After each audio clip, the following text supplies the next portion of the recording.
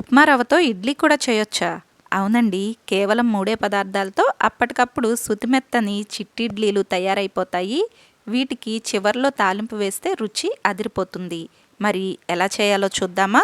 ముందుగా గిన్నెలోకి 1 కప్పు బొంబాయి రవ్వ, 1 కప్పు చిలికిన పెరుగును వేసుకోండి. అదే కప్పుతో అరకప్పు నీళ్లను కూడా వేసుకుని రుచికి తగినంత ఉప్పు వేసి ఈ మొత్తాన్ని గరిటెతో బాగా కలిసేలాగా కలుపుకోండి.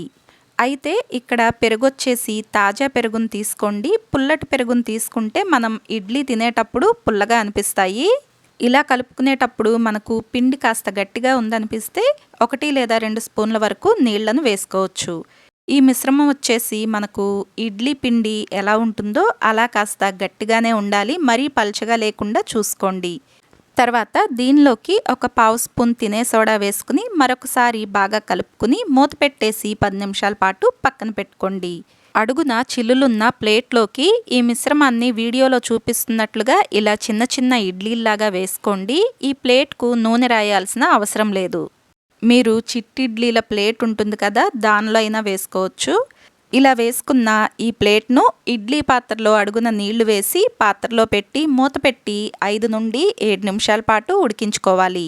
5 నిమిషాల తర్వాత మూత తీసి ఇలా ఇడ్లీని చేతితో తాకి చూడండి. చేతికి అంటకుండా ఉంటే మనకు ఇడ్లీ తయారైపోయినట్టే. పాత్రలో నుండి ప్లేట్ను తీసి కాస్త చల్లారిన తర్వాత ఇలా ఒక్కొక్క ఇడ్లీని తీసుకుని ఒక గిన్నెలోకి పెట్టుకోండి. ఈ ఇడ్లీలు వచ్చేసి చాలా మెత్తగా ఉంటాయి, అలాగే తీసుకోవటానికి కూడా చాలా తేలిగ్గా లేచొచ్చేస్తాయి. తర్వాత తాలింపు కోసం ప్యాన్లోకి 1/2 స్పూన్ నూనె వేసుకుని కొద్దిగా ఆవాలు, జీలకర్ర వేసుకుని ఇవి కాస్త వేగిన తర్వాత బాగా సన్నగా తరిగిన కరివేపాకు 2-3 రెమ్మల వరకు దీనిలోకి వేసుకోండి. కరివేపాకును కూడా కాస్త వేగనివ్వండి. తర్వాత 1 స్పూన్ కారం, 1/2 స్పూన్ పసుపు, కొద్దిగా ఉప్పు వేసుకుని ఈ మొత్తాన్ని సన్నని మంట మీద 1/2 నిమిషం పాటు వేగనివ్వండి. ఉప్పు ఇడ్లీ పిండిలో వేసుకున్నాం కాబట్టి చూసి వేసుకోండి. తాలింపు వేగిన తర్వాత మనం ముందుగానే తయారు చేసి పెట్టుకున్న ఈ చిట్టిడ్లీలను వేసుకుని నిదానంగా మొత్తం బాగా కలిసేలాగా కలుపుకోండి.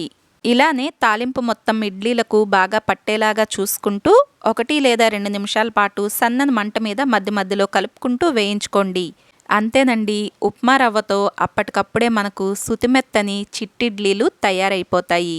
కొబ్బరి చట్నీ, పల్లీ చట్నీతో వీటి రుచి బాగుంటుంది. ఈ రెసిపీ నచ్చితే వీడియోకి లైక్ చేయండి. ఇలాంటి సులభమైన వంటల కోసం మా ఛానల్ను సబ్స్క్రైబ్ చేసుకుని సపోర్ట్ చేయండి.